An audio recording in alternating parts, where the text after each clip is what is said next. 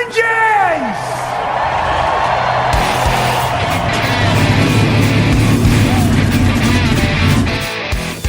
Hit the pace car! What for? Because you hit every other damn thing out there. I want you to be perfect. When I'm driving, I got a guy on the radio who talks to me. It's him. He talks to me. Well, I wanna be a race car driver. Pretty girls eating from my hand, yeah. Wanna live a life of fun and danger. No sweat working for the man, alright.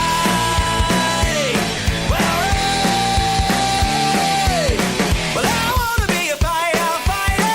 Cool-headed when the heat is on, yeah. Save my baby from the burning building. Take all the way to sprinklers on, alright.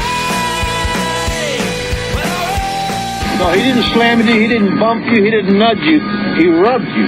And rubbing, son, is racing. Hey, race fans, welcome to the Hoobazoo Radio Network, and welcome to the Drafting the Circuits radio program. My name is Frank Santoroski. I'll be your host for the next hour as we talk over everything racing. Before we get into a discussion, let me introduce you to the panel I've assembled tonight.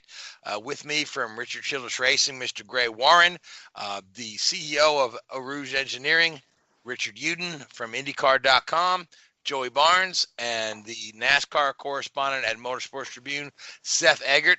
How is everybody this evening? Terrific. Doing good. Very good, thank you. All right, so pretty exciting weekend of on-track racing action with Formula One down in Mexico. Lewis Hamilton sewing up his fifth championship. NASCAR starting off the last round of the playoffs before the finals, and Joey Logano being the first one to officially punch his ticket to Miami. But before we get into talking about all that race action, there's a lot of news coming out of the IndyCar series right now that I kind of want to go over and discuss with my friend Joey, who's been, in tight with the IndyCar folks. So, but first off, Robert Wickens, right? He's been he had that horrible crash at Pocono. News has been few and far between on his condition. He's been letting these little blurbs out on social media where we see him racing a wheelchair with James Hinchcliffe, or we see the little ticks of knee movement and whatnot. But he had put something on his social media recently where he said he was doing his first roll into the chair or out of the chair as a paraplegic. So from there, all of these racing news media outlets came out with the headline, Robert Wickens confirms he's paralyzed from the waist down. And they just ran with it. And you're talking, Racer, Auto Week, NBC Sports, everybody ran with that. And then Wickens comes back on the next day to kind of clarify.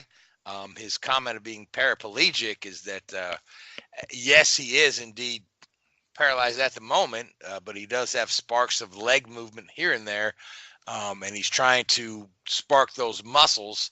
But it's going to be a long recovery process. He himself said he hopes to work over the next 24 months to be able to walk again.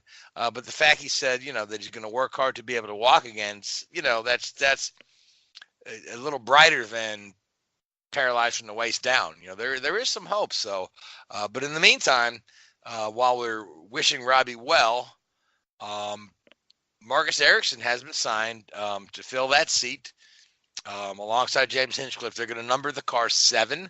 Which was the previous number of the car back when Elation was driving it, leaving the 6 open for Wickens if and when he's ready to come back. So now, Joey, Marcus Ericsson coming out of Formula One, obviously he's probably bringing some funding to the team. But what are your thoughts? The kid's pretty good from what I hear. Is this what IndyCar needs? I know a lot of folks are saying, "Oh no, another Formula One reject," but it's not quite that way, is it? I don't believe so. He's maybe not the guy that IndyCar fans wanted from F1, but he's certainly maybe the one that they need right now. I think that in many ways this is a good situation for both parties because. Ericsson's kind of waiting out a 2-year situation at Sauber to maybe long shot, in my opinion, but maybe get himself back into a role as the primary driver over there at Sauber. Waiting on Giovinazzi and waiting on Kimi, you're going to be waiting for a while. But, you know, and he'll be 30 by then also, or just past 30. So that kind of opportunity there to kind of get back into Formula One at that point, I think we know what Marcus Ericsson is in Formula One, and I think he's about that role that he's going to fill maximum from here on out. That said, his stock's really never been higher because he's never been in a situation before where he could score points with the team on a consistent basis, and Sauber has become a consistent point-scoring team. And so when you look at how he's driven pretty smart. He hasn't been in over his head like maybe he was his first year in the sport. So I like what IndyCar's getting in the fact that they're getting somebody that has experience, is seasoned, and I think the biggest thing that is good about this is because he's on that 2-year situation, this seems like it's a case-by-case, year-by-year basis with Schmidt until they can kind of figure out where Robbie might be in his recovery maybe by the end of the year. Depending on how things progress, it's a very long way off, but being optimistic, this at least gives you a little bit of an insurance policy in the meantime. It also gives them funding. And I believe that, you know, all things considered, the one thing that I like about guys from Europe coming over here to the States, it makes IndyCar much more competitive. It's already the most competitive series in the world. But there's something to be said for the kind of engineering feedback. You know, when you're looking for guys to be able to break down the process of a car from front wing to rear wing and damper program and everything in between, I think it's important that you have a guy that can actually give proper feedback and understand how to dissect a car. And guys from Formula One coming over to the States know how to do that just because they've been, I mean, Richard, you know this. I mean, the engineering meetings that you have and the way that things are broken down, they're so specific in Formula One. And so to kind of bring it in more of a general terms in IndyCar, I think that guys like him specifically with the kind of background pay off big. I'm interested to see how he can adapt to ovals. I expect him to be good maybe in terms of adaptability at short ovals, but I think that the speedways are what's going to be kind of a tricky scenario for him, as they are for all rookies. But, you know, I'm interested to see his feedback as far as the comparison for how the F1 car, which is he's driven 2 different generations of F1 car now with the older version and now the wider version with the tires, the big tires, and just the car that had a little bit more downforce and is just that much quicker. And he comes over here to a more or less a spec series. And, gets to run certain places twice. You know, he's running COTA in Formula One. He's going to have some experience running COTA now in IndyCar. I'm curious to see the kind of differences that both situations bring for him. So I think it's a good move for both parties, long-winded version. Long-winded version, yeah, sure. So now, Richard, you've watched Ericsson a little bit. Have you had any thoughts on this real quick? Yeah, I think he's been, how should we put it? He's done everything that's been asked of him. You know, he's not, he's not one of the drivers that digs up any trees in Formula One, but he's hung around long enough to obviously be competent and be more than capable of, standing on his own 2 feet out there against some pretty decent teammates there. I mean, last, this year being up against Charles Leclerc at, Sauber, everybody's been waxing lyrical about how great Charles Leclerc is, but, Ericsson hasn't exactly made himself look silly there. So I think it's a good move for him. He's going to keep racing, keeping that,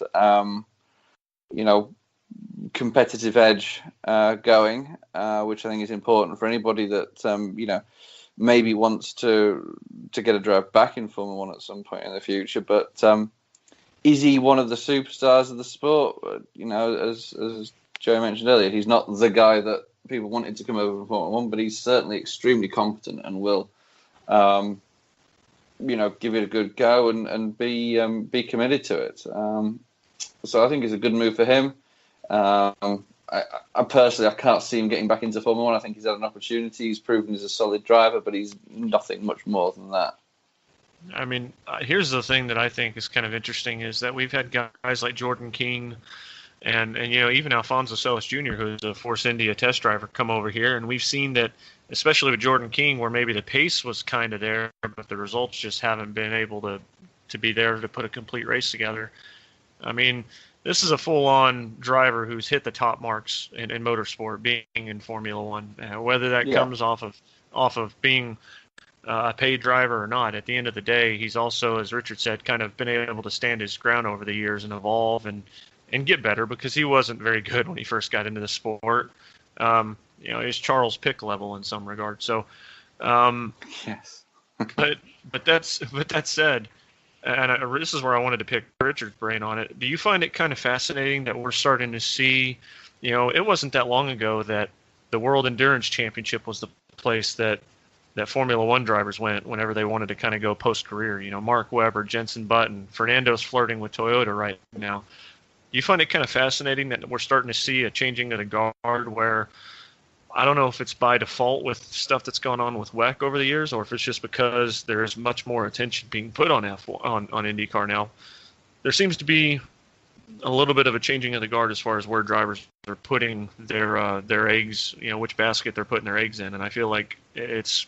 What are your thoughts on that? I mean, why suddenly the move to where more are coming to IndyCar versus looking more at WEC? It's interesting, isn't it? I think. As you say, it wasn't a few years ago. Goodness, you go back 10, 12 years ago, DTM was where all the drivers went. The Ralph Schumacher, David Coulthard, Mick Hackenen's, guys like that. And then, as you say, it's endurance racing with Jensen and Mark Webber.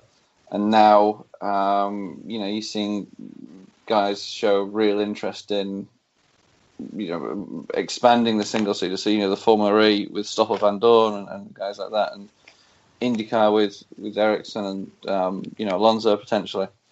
So as to why, I don't think there's any one thing. I don't think you can say, IndyCar is getting more competitive, or this is getting more competitive, or the culture in this particular racing series is getting more Formula One like, or less Formula One like, or whatever you may want to be. I think it's just IndyCar hasn't really changed over the last 3 or 4 years. Yeah. World Endurance hasn't changed. I think Formula E is picking up. So obviously, as the manufacturers are getting involved in Formula E, the drivers want to align themselves to the manufacturers.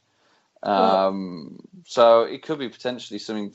It could be that IndyCar is just becoming more stable and more obtainable. I think the IndyCar right now is a bigger stage than World Endurance is. And another thing too, when you look, there's only 20 rides in Formula One, and really only 6 guys occupy the top rides. So you got 14 guys out there that are just essentially for nothing better, just field fillers. And I tell you, you've seen guys come over in the past like Mansell. Mansell came over, he had some success. To me, it's like a natural progression. And I think too, the shelf life for a Formula One driver is is not as long as an IndyCar driver. You got guys that have gone and make good long careers in the IndyCar ranks, where you don't have that or see that in Formula One these days. So to me, it's a natural progression to come over, because the rate is open cockpit racing. Similar, we've gone to more street and road, natural terrain road courses than we have ovals. So it's a natural slide in for these guys, I think. Yeah, I think. I mean, some of these guys that want to sort of maintain their concept of being competitive and, I'm going to get back into Formula One. It's probably, I think you're probably more likely to see that through IndyCar. And you're still on a big stage. I mean, the Indy 500, one of the biggest races in the world. And I think too, IndyCar is more well received. And like I said, with its current, in the last several years, the bump it's gotten, I think too that with Alonso coming over and giving it a whirl at Indy a couple of years ago has helped that statue of the sport too, to some degree. Yeah, No, I think you're very right there. Yeah, it's all good stuff. So now we were discussing Jordan King a moment ago, and that kind of segues into another IndyCar story that's come out this week. You know, we had recently learned that Jordan King will not be retained by Ed Carpenter Racing in favor of Ed Jones, who's coming on board and bringing Scuderia Corsa on board. And now the news comes out this week that Ed Carpenter Racing is going to lose Fuzzy's Vodka as a sponsor. And Fuzzy's has been a great supporter of ECR and the Speedway. I mean, if you have been to the Indy 500 anytime in the last 10 years, there are, Fuzzy's Vodka's displays everywhere. The official vodka of the Motor Speedway, they have the commemorative bottle every year. And they're making the Moscow Mules or all the vodka drinks there with Fuzzies, but now that's no more. So that kind of makes sense that why Ed looked to a partnership with Corsa or Corsi rather. But as if you look at this thing, Stuart Reed is one of the owners of ECR, along with Tony George and Ed Carpenter. Stuart Reed was also a part owner of Fuzzy's Vodka, along with Fuzzy Zeller and a few other partners. Now, Stuart recently sold off his stock in Fuzzy's, so the connection's not there. But I just wonder if this puts the team in a kind of a deep financial hole or not, because the first thing they said was this does not affect their 2019 plans at all. They're good to go with 2 full-time cars. So, Joey, you hearing anything in the in the IndyCar world about if there's a replacement sponsor, or is Corsi bringing enough cash to fill the gap? I think you're running into a scenario where it's kind of a seamless transition from, as far as money goes, with Fuzzy's taking the departing role there, and then Scuderia Corsa coming in. I think the thing that this mitigates is maybe what was trying to be done, which is have Ed in a third car running ovals only, and then you run into a scenario where you actually have 2 full-time entries that are where Ed Jones isn't just going to be doing road and streets per se. You're able to have Ed Jones run for an entire championship. So I think that this scenario hurts that potentially happening. Maybe we're a year away from it, but this is, to put it nicely, this is probably one of the bigger storylines coming out of the week, just because we're so used to here lately seeing new teams break into the sport, and with that, new sponsors that come into the sport. I mean, gosh, last year, I don't know if y'all remember, but leading up to the season, every single week, we got a new Ray Hall, Letterman, Lanigan sponsor announcement. And, I mean, that went all the way through to Phoenix. And, I remember Kathy, the PR over there at Ray Hall, I mean, she just looked at me and she was so happy, but she was keeping busy with how many times she had to go through because of all the sponsors that were coming in. And I think that was obviously very positive. And so this is maybe the first negative that kind of comes out of what was a really good 2018. I'm really curious as to, necessarily why now, I guess, whenever we're starting to see IndyCar put itself into a bigger platform. Obviously, the ownership share thing that you kind of alluded to certainly is a big factor in that.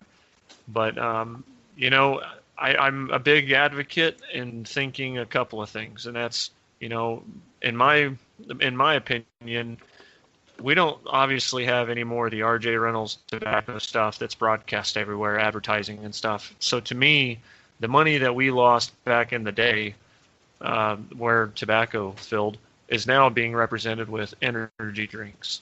And I feel like, that money from energy drinks isn't necessarily getting floated to IndyCar in a heavy dose situation per se. I mean, there's a few sponsors, a few of them that are signed on with drivers, but nothing that's big with a team, nothing that's big within the sport itself. And I think that maybe is something that's missing, and with that, there's also maybe not as much alcohol sponsor involvement. And we've seen alcohol sponsors in motorsports, period, take a hit with certain things that's even happened on the NASCAR side. So yeah, I believe that has something to do with, and I really can't articulate this well, but the the alcohol sponsorships are still legal and allowed, but there's limitations and taxes put on the sponsorship money. So which is why you see Miller pulling back in NASCAR is, they've got Keselowski down to 11 races with the Miller car. The Budweiser car is gone. Harvick has, I think, 8 or 9 with the Busch. But the alcohol sponsors seem to be pulling back. And somebody had said something about taxes or legislation or something, but I really am not deeply steeped in that. So it's the overall climate in motorsports right now. It's not everybody has pulled back and cut back. That's why these teams scramble to sell these as individual races now. The NASCAR teams are selling those. You still get a few, like Joey alluded to the energy drinks. You've got NOS and Monster and a few involved in the Cup side. You've got Mountain Dew. Some of the soft drinks have pulled back. In fact, Mountain Dew was on Chase Elliott's car as the primary sponsor for the Dover win, and they have not had a win as a primary sponsor. It goes all the way back to the Darrell Waltrip days, back in the early '80s. So it's the overall climate right now. Didn't Kyle Petty win a race in a Mountain Dew car? Mellow Yellow. Okay, yeah. Which is a similar drink, but it's on the right. That's the northerner in me, not knowing my pops. But I apologize. Not only NASCAR, IndyCar, they're all facing the same issues when they're going after these sponsors, and the money is tighter. It's not there like it was years ago. So they're all fighting for that dollar, and that's part of it. I hated to see Fuzzy's Vodka go, because they not only did so much for Ed Carpenter Racing, they promoted the Speedway and the series, and it's always difficult when you leave a sponsor that takes on more than just sponsoring a team. So I think that's unfortunate they leave, but there again, that leaves the door open for someone else to come in too. So it's not, and like Joey said, I believe it was a seamless transition. It did not. I'm sure Ed Carpenter and them, they knew this was coming several months ago and were able to prepare for it. Yeah, I look at this situation though. Number one, I see alcohol advertising all over baseball fields and football fields, so I don't want to hear about the taxes and the way that's taking a hit. It's just the direction of where they want the company to go at the end of the day. And exactly, we live in a day and age now where everything's bad for you. So at some point, energy drinks are probably going to be banned the same way that tobacco was. Yeah. Just because there's always a negative on something. But this all put aside. Let me ask you this real quick. As long as we're speaking about stuff that's bad for you, there was a while that these e-cigarettes were all over IndyCars. You had the Mystic car and the blue car. Have they legislated that out, or is that you're asking the wrong guy on that one, homeboy? Okay, you're asking the wrong guy. But here's what I will say of something I do know. Since I don't know the answer to your question, I will say this: Ed Carpenter is one of the best owners in the IndyCar series, period. Because he's one of those guys that's very much able to punch well above his weight. You look at what he's able to do with what he has and the resources. To be able to just go and take the fight to Penske at times, more often than not, they're able to do that. And they're doing it when you look across the band of who's driving Hondas and who's driving Chevys. Besides Penske, there's not really another team that you can think of that comes to mind as being overly competitive off the top of your head that's driving Chevys besides Penske and Ed Carpenter. Everybody else is in Hondas.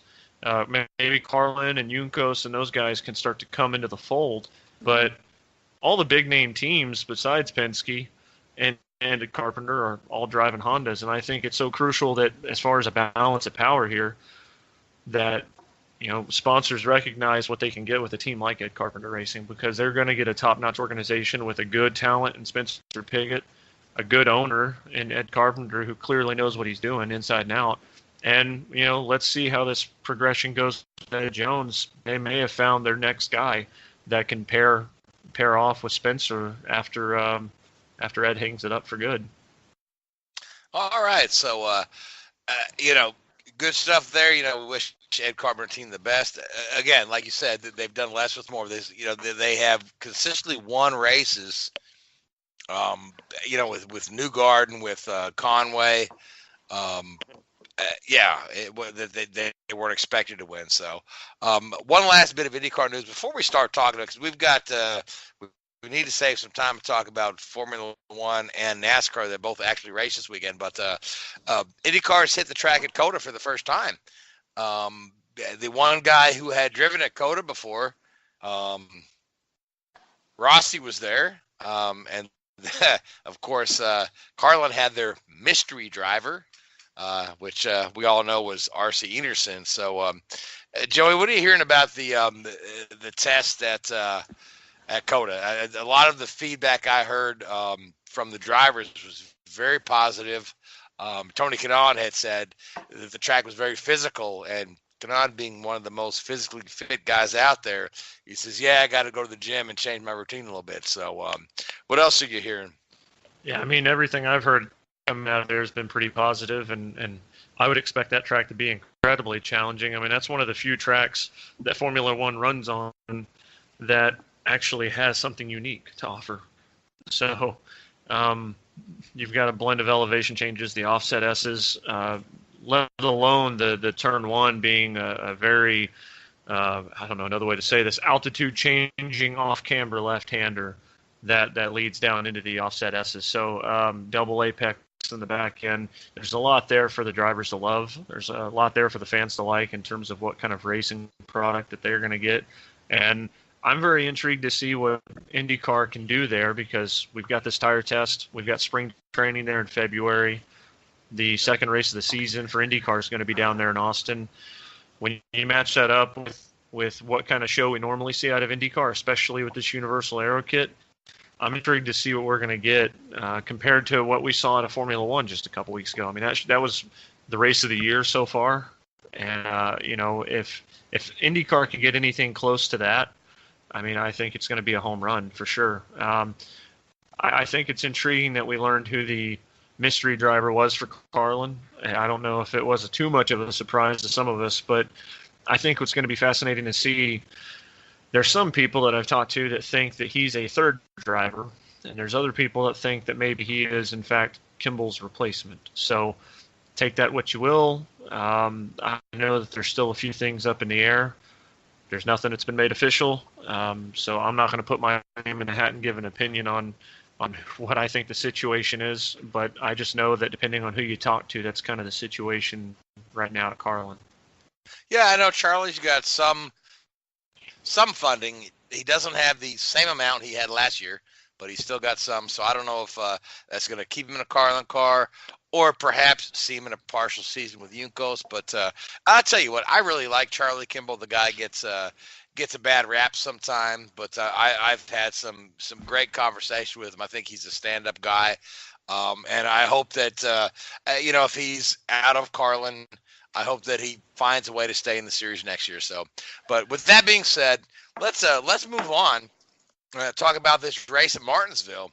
Now, Gray, did you head down to the track this weekend or no? No, I didn't go this weekend. I didn't go either. You and I both went last year, and it was cold as could be. Oh yeah.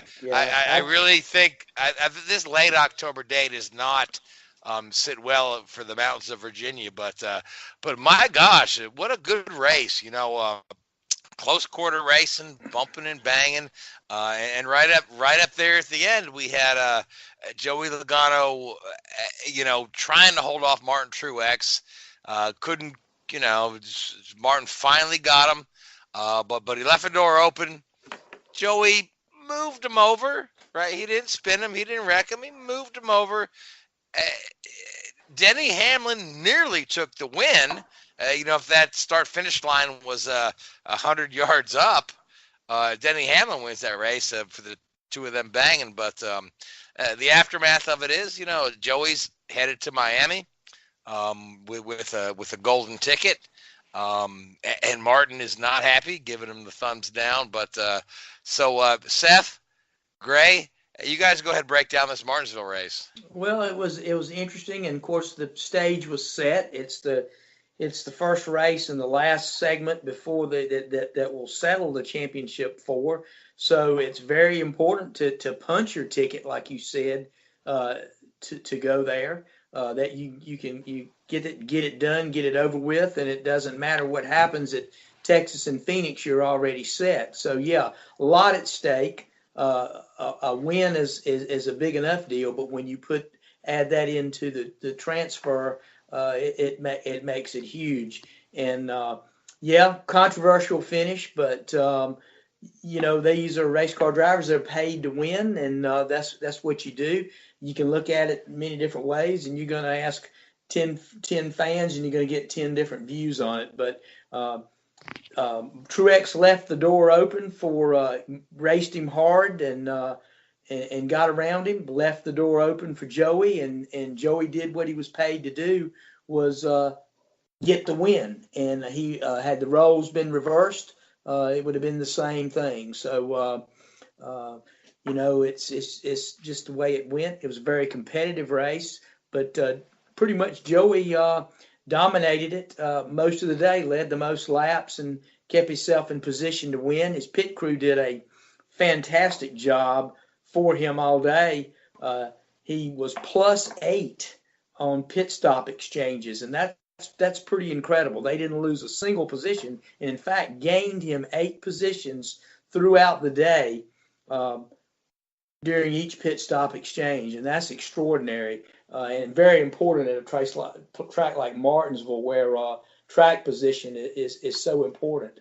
But Joey's moving on. Martin's upset, but you've still got 2 more races to go with Texas and Phoenix coming up to see how this Final Four is going to shape up. And speaking of track position being key, Truex, his car actually failed post-qualifying tech / pre-race tech.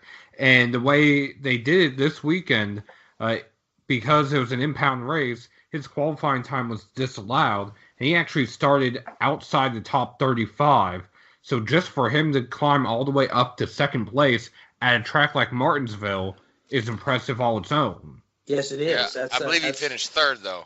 Yeah, it's quite. He was battling for second, though. Quite a feat. But he drove to the front and led some laps. So yeah, that's quite a feat at Martinsville, and that takes a good car and takes some strategy and some things to fall right, some cautions to fall right, to where you can,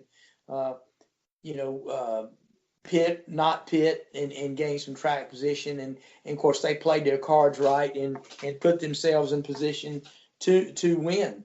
But it's part of racing. It's what the fans, I think, want to see. I think you want to see a competitive race. You want to see one come down to a last lap pass. You want it exciting, where the fans are, up off their seat, standing and watching the last few laps of the race. And that's certainly what they got. And NASCAR's got to be happy to go. And like I said, Joey's been in some controversial finishes. Of course, it wasn't a couple of years ago when he got the raw end of Matt Kenseth, when Kenseth took him out up there after an altercation earlier at Kansas. So yeah, but Joey's not afraid to get in there and mix it up. I mean, like I said, he's got the car. He's gonna go. And I saw a thing today where a meme on social media where it was a picture of a car, and the front half of it was the 3 car of Earnhardt Sr., and the back half of it was the yellow 22 of Joey Logano. And a lot of people seem to forget that Earnhardt was notorious for moving guys out of the way to win races. But it's all in how you're perceived. Earnhardt was perceived as a folk hero, and Joey's not viewed in the same light. But they both had won races in the same manner. And Yeah, see that's the thing. That's why Joey's taking a beating on social media because people just don't like Joey, right? Right. Yeah. Logano. He's I mean, considered, not Joey you know, Barnes. People like Joey he's Barnes, considered somewhat of an outsider. right? And he's got a bad rap of maybe Yeah. people out of the way. But I mean, if the roles reverse and Truex had pushed Joey over a little and won the Yeah. race, Well, you wouldn't have quite the backlash. You'd have a little, but Well, you not look at- as much because people think Truex is a good guy, and whatnot. But you said it's just hard short track racing. But because it's Logano, and if it was Logano and Kyle Busch, I'm like, well, that's like nobody likes either one of those. So that's yeah. like, And they don't like each other. So yeah, who do you root for? Vampires or werewolves? You know what I mean? You go back to the race several weeks, some months back, between Kyle Busch and Kyle Larson. That was the same. That was a similar race. They both raced each other hard on the last lap, and Busch, Kyle gets around Busch, leaves the door open, and Kyle gets into the back of him, moves him up the racetrack, and those two guys, they shake hands and say, "Man, that was fun. What a great race," and they move on. But it's like I think Roger Penske had the best comeback in his post-race comments. And he said Truex, if he's any kind of racer, he should know better. And after his comments, and I tend to agree with Penske. Obviously, Penske's on the winning end of the deal, but yeah, and it comes back around. It'll come back around where it comes back, and you learn from it. You put yourself in position, and the next time you're the guy. You're not on the receiving end. You're on the giving end of an incident like this. And that's the way it goes. But if you sit there and hold a grudge and go back and try to do retribution later on, especially when a championship's at in the balance, Martin Truex is not going to win any fans if he tries something later on too. All right, so let's talk about the Final Four. Now we know Joey's in, right? There's three spots to go, 2 races to go. Kyle Busch finished 4th, got some good points there. Kurt Busch finished 6th, good points there. Chase Elliott finished 7th. Who is kind of on the outside looking in that can maybe steal the show here? Well, Kyle, you look at Joey's in, and then you've got guys like Harvick and Kyle Busch who have built up enough points that could probably, if they don't, if an outlier wins any of these next 2 races, can still transfer. Still, obviously, I think you're going to get most of your transfers are going to come from these next 2 races, and you'll have probably maybe 1 transfer from the points angle. So it's still going. These next 2 races are going to be highly, highly competitive, and you can look at some of the past races there. You gotta give Harvick a nod at Texas. I think he's going to be strong there. He's going to be strong at Phoenix. We know. Kyle Busch, that team's going to turn up the wick, and the 78's going to turn up the wick too. But you're going to have some other guys that are going to be going to play the spoiler role in these 2 races. I think Keselowski in the 2 is one of these guys that could very well be a spoiler for that. And if he's I tell you, I kind of tend to like what Kyle Petty said.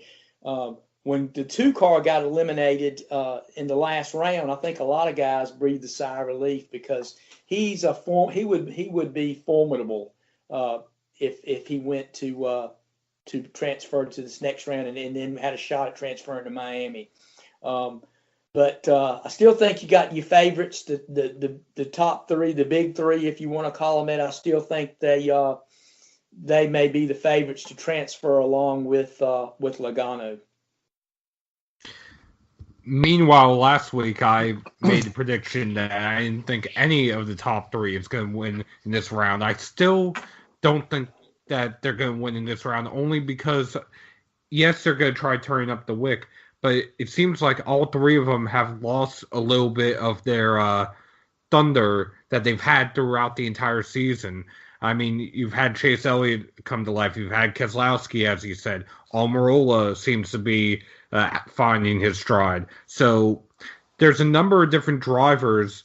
I mean, you could also throw in Kyle Larson if they can get their act together over at Chip Ganassi Racing, and Denny Hamlin as well. So there's a number of drivers that could play a spoiler and could even steal a spot from the big three. Yeah, I go back to Harvick though, because you agree they haven't found victory lane, but still they've had dominant cars. You go back to Dover, and Harvick, had he not had the trouble on pit road, would more than likely, in my mind, would have won that race there. We will never know, but it appeared that way. He ran strong all day long, so I'm still thinking that he would.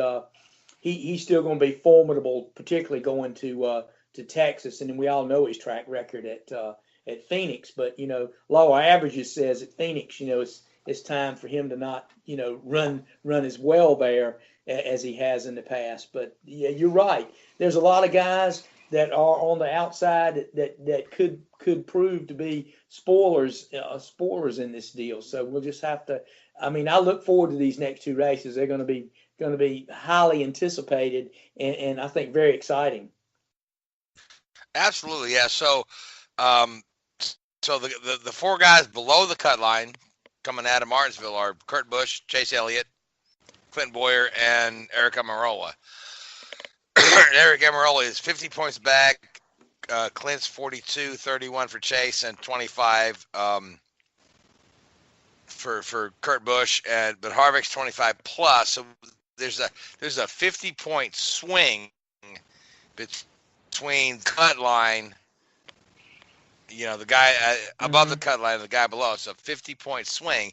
So that's so these other guys are in pretty much a must-win right now. Must wins, yeah, because of the stage points and whatnot. Yeah, so must-win situations. So yeah, they're gonna have to really turn the wick up and pull out all the stops. So that's why I think these next couple of races are going to be highly competitive. So we'll see what goes down. Seth, did we hear some news out of the Jimmy Johnson camp this week? Yes, we did. Okay. Ally Financial will be his primary sponsor for the next 2 seasons at Hendrick Motorsports in the number 48. It's actually technically not their first time on a Hendrick Motorsports car. Prior to 2010, they were known as GMAC. Okay. And if you remember GMAC, it was a sponsor of Brian Vickers, Ricky Hendrick, Jack Sprague, all Hendrick drivers at one point or another. Kyle Busch carried those colors when he was in the 5 some too, did he not? In the Busch series, yes. Yeah, okay. Yeah. So yeah, I mean that like I said, just a name change, but back on that, and then say it's for 2 years. So that to me that kind of coincides with what we think will be the last couple of years of Jimmy's Cup career. And now, is that deal a full season? Full season? Okay, yeah. That's that's incredible because the full season deals, like we talk about all the time, are fewer and farther between, and Lowe's was one of the last ones there. So for them guys to jump into a full season sponsorship deal, man, that's great for them. Yeah, and I'm sure that takes a big load off the Hendrick group. Now they can press forward with their program and trying to upgrade their cars and their equipment and program for 2019. So yeah, that's big news for that organization. I'm sure they're ready to roll for next year already. All right, so let's look forward to Texas. Joey, I know you'll be at the track. That's your home track, not far from your home. So let's go ahead and kind of preview Texas and pick us some winners before we talk about this Formula One race in Mexico. Joey? I mean, Kevin Harvick he wins at 50% of the races I end up covering, which is a unique stat. But there's always a Cinderella in this round that gets eliminated, and there's always a Cinderella that advances. I think Almirola is the one that gets eliminated, but I think Clint Boyer is the one that advances, and I think he gets a job done on Sunday to do that. All right, that's a bold pick. So, Seth, who do you like for Texas? Well, similar to what Joey was saying, but the other way around, I think it's Almirola who advances via win at Texas. Okay. All right, Richard, who do you like? Keselowski. Okay, Gray. I'm gonna go with the smart money. I'm gonna say Harvick. Harvick's tough. I think that 4 team knows what's in front of them, knows what they have to do. Barring any misfortune on pit road or anything, I think Harvick pretty much he can dominate this race and come away with the win. All right, and I'm going to say that Martin Truex, who's all fired up right now, wants to. And I believe his comment was that Joey may have won his battle, but he ain't winning the damn war. I think that Truex is going to make good on that. Sorry. Yeah. And that would probably be, to me, that would be the best thing to happen to Joey Logano if the 78 does go ahead and automatically transfer, because then that way he can't risk taking out Joey. I mean, and eliminating himself. Right, you know what I'm saying? Yeah, So here's the thing I'm wondering. What is there really to risk if Martin Truex Jr. were to take out Joey Logano? I mean, you're not going to find the team. You're not going to tell the team. I mean, the team's leaving. I mean, what do you got to lose? Right, but what do you got to lose? But I'm just saying, Martin's been strong on these type tracks, and I think Martin's going to, take that aggression and funnel it into running a good race at Texas and winning and punching his ticket in, so that he's can put his little anger with Logano behind him. So because basically he can't if he goes ahead and gets in the final 4, and he's not going to risk getting in an altercation with Joey, because that could end up ruining his chance to win the championship. And obviously that's the end game for both of them.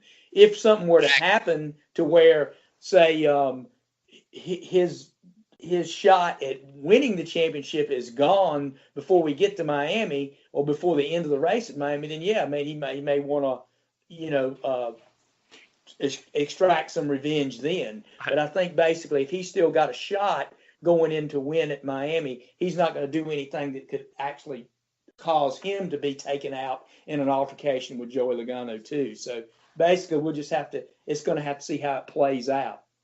I would argue there's even more incentive, but either way, Truex is getting Logano at Miami, I think. Whether it's for the championship or whether it's to keep him from winning it, I think either way, Logano's screwed. So if Martin's one of the final 4, he's not going to risk it. Oh, really? So if Logano's in front of you in Miami and think back to Martin, that's what I'm saying. Either way, Logano's getting paid back. Right. If it comes down to him on the last lap, or late in the race, running for that, I see that altercation. But anything beyond the last lap at Martinsville, if both of them are transfer, they're not going to eat. He's not going to take a chance of getting an altercation that could take him out as well. If he could get to him and where he could, the last lap, where he could turn him or move him or something like that, but he's not going to do it prior to a late race type thing, because basically you do that, there could be all kinds of retribution. He could take a damaged car and go back out and wreck them, anything. So if Truex gets into the final 4, they're both going to protect what they've got to the final lap of that race at Miami. This is not like when Kenseth was eliminated, so he went ahead and eliminated Logano. Right. At Martinsville 2-3 years ago. So. Hey, Frank. Yeah. Hey, Joe. Here's what I do know. Martin Truex Jr.'s got a championship. Joey Logano does not. Joey Logano is bordering Denny Hamlin levels of choke artistry.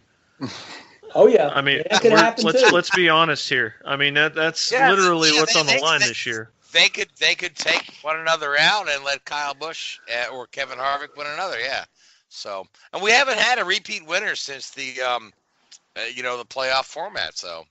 Yeah, and Truex wants to go out on top. He wants to, He does. they want to end that deal with a championship and pay back Barney for what he's done. And that team's still working hard and still they came to Martinsville loaded for bear, and they didn't show they certainly didn't run like a lame duck team, at Martinsville. So that tells me that they're still got, still their focus is still there for that championship, and they're gonna do everything they can to win it. All right, so let's devote our last 10 minutes to Formula One. Formula One, we have crowned a 5-time champion. So Lewis Hamilton matches Juan Fangio, and it puts him 2 behind Schumacher. Max Verstappen won the battle. Lewis Hamilton won the war. The poor guy on the sidelines who was unhappy is Daniel Ricciardo. Richard, let's talk about this Formula One race. Yeah, second week in a row, sort of Mercedes sort of stutter across the line, really. Hamilton did what he had to do. It certainly wasn't a comfortable race for the Mercedes camp. Quite a way off the pace in reality. I think with it was quite appropriate with it being Halloween week. I think hell froze over because Christian Horner was actually complimentary towards Renault. The higher altitudes that you saw in Mexico probably helped them a little bit, helped the turbos be a little bit more efficient, and certainly gave the Renault engine a little bit more parity with the Mercedes and Ferrari power units. So it was actually an entertaining race in many ways. The tyres were struggling. People were struggling to make those tyres last, but what can you say about Max Verstappen? I mean, it was a perfect drive from him. Did everything he could be asked to do, really. Didn't get the pole in qualifying, but off the start there, managed to get ahead of Daniel Ricciardo. Ricciardo had a bit of excess wheel spin off the line and controlled the race, really. Should have been a Red Bull 1-2, but again, for the second week in a row, Ricciardo had engine. Oh, I'm sorry. In fact, it wasn't engine this time. Apparently, it was clutch failure. So the Red Bull. Red Bull didn't have an opportunity to throw any stones at those guys on that scenario. It was an internal in-house issue, but it was. You just wish that you could have more races like this. There's battles between those big 6 guys week in, week out. And it was interesting again. And I know they've turned around and said, or Mercedes turned around and said, "Oh, this wheel fairing issue has nothing to do with their poor performance at Coda and then in Mexico." But I don't believe that. Do you think that maybe the don't mean to interrupt you here, but the one thing that I kind of caught is the fact that this is the second week in a row that for whatever reason in the race, the second pit stop they're giving Hamilton always seems to be on scuffed tires or tires that were used from qualifying. I don't understand why they're not leaving him a fresh set on race day for that second stop. Well, yeah, it's a very good point. It's an interesting question. I mean, no doubt the Achilles heel of that Mercedes car this year at times has been tyre management. And it was interesting that when they introduced these wheel rims, special vented wheel rims, which are designed to help reduce tyre wear and control the temperature range of the tyres. They've dominated the last 5 or 6 races when they've had this special wheel rim. Now they've not raced it in the US and in Mexico. They've struggled, and the tyre management there hasn't been great. And yeah, you're right. It's are they putting too much pressure on themselves through qualifying and through practice that they don't have the correct tyres available come race day, especially with that drop in performance? It's certainly an area that they need to improve on, and I think it's very telling that scenario where they had that toy taken away from them, or what's the phrase? They've been ever so generous and and it's a sort of self-imposed removal of that part that they've struggled. But you just hope that more races are like that next year, don't you? Because that was great to see. Yeah, I mean, I enjoyed it. I think what's interesting to me, the biggest takeaway that I when I look at the last two Grand Prix in particular, I've seen something out of Max Verstappen that I've never seen before, and it's starting to make sense that if he continues to run like this, why Red Bull went to him first, why Red Bull invested in him first before Daniel Ricciardo. Because if this is the kind of driver that we're going to get, I mean, anytime that you're doing a contract with somebody, you're not buying into what they've done. You're buying into the potential of what you expect. And so I feel like in this scenario, if Max can continue to do the ridiculously superb drive that we saw at COTA, and anything short of the pole, it would have been a 0.026, 2/100ths of a second is what he fell off from Daniel Ricciardo in pole. He would have swept practices. He would have swept the pole, the race. It would have been a complete weekend for him.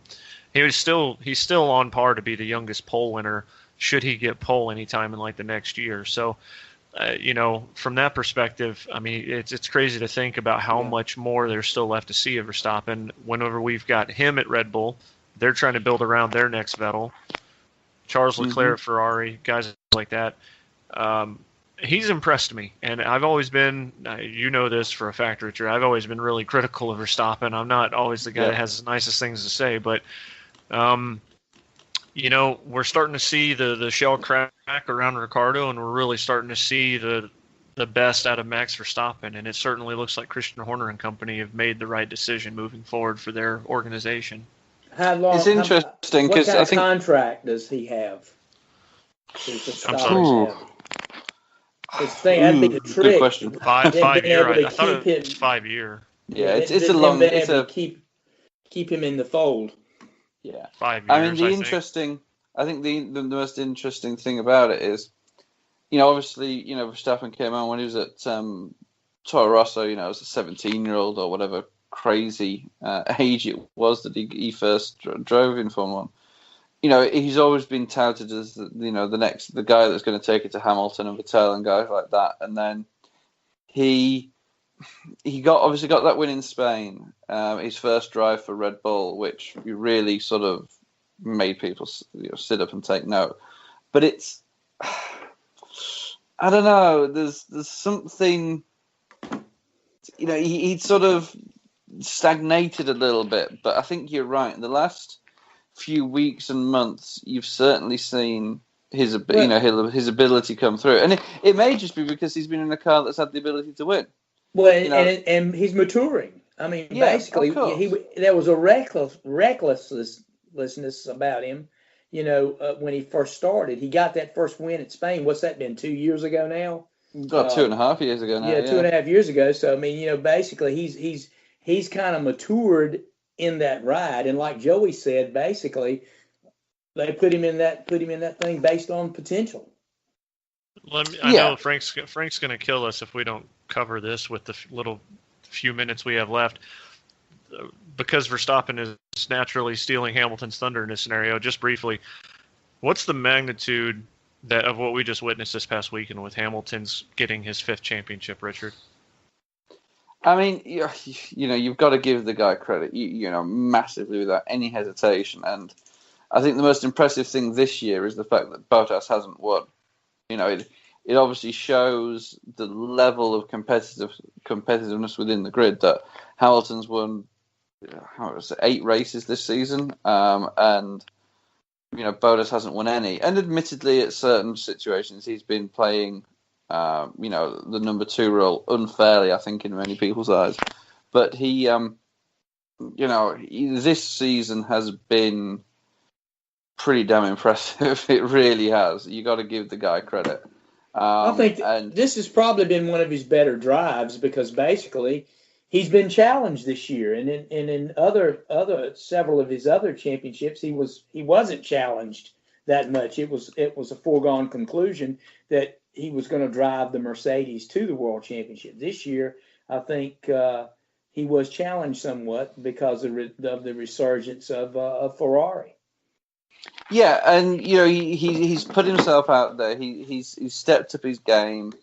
He's really gone out there and tried to silence a lot of those critics, because he does have critics for his personality and his personal life and the like. So you can't you've got to praise the guy where praise is due. And it's been he's been impressive this year, and you just again, not to be critical, you just want something a little bit more from him on a personality level that includes not being a complete idiot at times. Well, I mean, you could call the guy an idiot all you want, but first off, you have to call him a 5-time champion. So, for sure. Good on Lewis there. Good on Max winning this race. We've got 2 more races on the Formula One calendar. We've got Brazil and we've got Abu Dhabi left. And we'll just have to see how, with Lewis having everything sewn up, if Valtteri wins a race, or if Verstappen comes to, or Ferrari tries to, make amends for their past mistakes. But that'll be in the weeks to come. So, Joey says cut the door. So anyway, but you know what? We are out of time. I want to thank Whoobazoo Radio Network. I want to thank iHeartRadio. I want to thank you, Joey, Gray, Seth, Richard. And I want to thank all you folks that tune in and listen to us. This is Drafting the Circus. Good night. WHOOBAZOO, that's Whoobazoo.com. Enter website, enter website, enter website, enter website.